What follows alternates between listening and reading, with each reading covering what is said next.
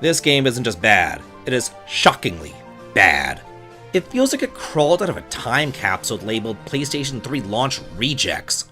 We knew that we were doomed when the introduction cutscene looked like a PowerPoint presentation, and then the very first battle feels like a turn-based interpretation of watching paint dry.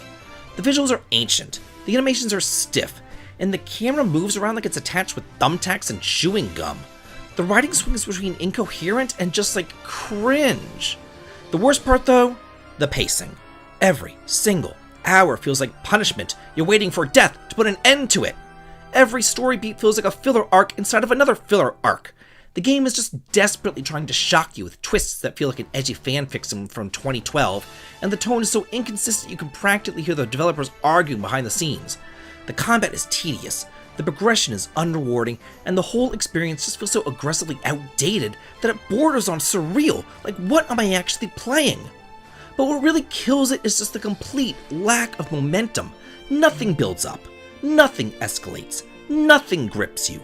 Every dungeon feels like a rejected prototype, every encounter is a chore, and every story lands like a wet turd.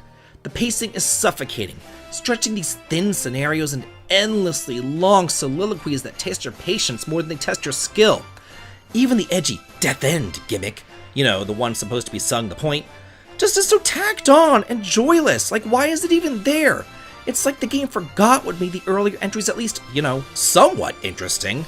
By the end, I wasn't even frustrated anymore. I was just tired. Tired of the sluggish combat. Tired of the empty nothingness shock value.